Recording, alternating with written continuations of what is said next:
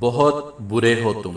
جب وہ تیوری چڑھا کر کہتی تو آصف کو لگتا کہ واقعی بہت برا ہے۔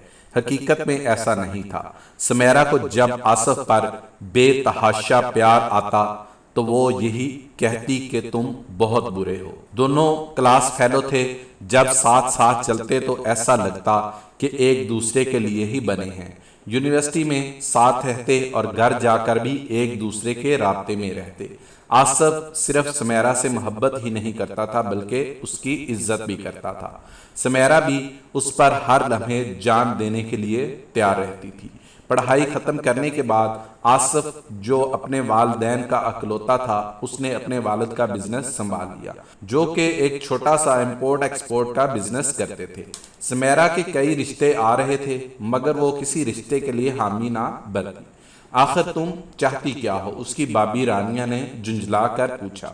بابی، شادی کروں گی تو آصف سے، ورنہ میں ساری زندگی آپ کے سر پر سوار رہوں گی، وہ مسکراتے ہوئے اپنی بابی سے بولی۔ تو آصف سے کہو کہ اپنے پیرنٹس کو بھیجے، رانیہ بابی نے کہا۔ اوکے، میں آج ہی اس سے بات کرتی ہوں، وہ خوشی سے بولی۔ اس کے بعد آصف کے والدین رشتہ لے کر سمیرہ کے گھر آ گئے۔ سمیرہ کے بھائی اور امی نے رشتہ قبول کر لیا۔ آصف اور سمیرہ دونوں بہت خوش تھے۔ دونوں گھرانوں میں شادی کی تیاریاں کی جانے لگیں۔ اس دن آصف سمیرہ کو اس کی امی کی اجازت سے اپنے ساتھ لے گیا۔ دونوں نے جیولر سے زیورات لیے اور ایک آئس کریم پارلر سے آئس کریم لے کر کھائی۔ واپسی کے سفر میں اچانک ایک گاڑی نے انہیں کراس کیا اور ان کا راستہ روک لیا۔ چہرے ڈھانپے، ہاتھ میں گن لیے وہ دو آدمی تھے۔ جلدی سے نکالو جو کچھ تمہارے پاس ہے، وہ بے رحمی سے بولے۔ ہمارے پاس کچھ نہیں، آصف نے کہا۔ بکواس کرتا ہے، ایک نے اپنے گن کا دستہ بے رحمی سے اس کے سر پر مارا۔ پلیز نہیں، سمیرہ رو پڑی۔ آصف نے بے بسی سے سمیرہ کے آنسو دیکھے اور اپنا والٹ اور موبائل انہیں دے دیا، اور زیورات بھی دو ان میں سے ایک بولا۔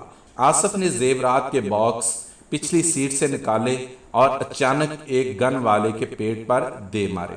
وہ اس حملے کے لیے تیار نہیں تھا۔ وہ پیچھے کی طرف ہٹا۔ دوسرے نے غصے میں آصف پر فائر کر دیا۔ گولی آصف کے سینے کے پار ہو گئی۔ سمیرہ تڑپ کر روتے ہوئے آصف کو سنبھالنے لگی۔ اس دوران زیورات لے کر دونوں ڈاکو فرار ہو گئے۔ آصف کو ہاسپٹل لے جایا گیا مگر ڈاکٹر نے اس کی موت کی تصدیق کر دی۔ آصف کے والدین کے ساتھ سمیرہ کی زندگی بھی اجڑ گئی۔ وہ اپنا گھر چھوڑ کر آصف کے پیرنٹس کے ساتھ رہنے لگی۔ ابھی بھی ہر رات اس کی جاگتے گزرتی ہے اور آصف کی تصویر سے باتیں کرتے ہوئے یہی کہتی ہے، بہت برے ہو تم، اس لیے مجھے چھوڑ کر چلے گئے۔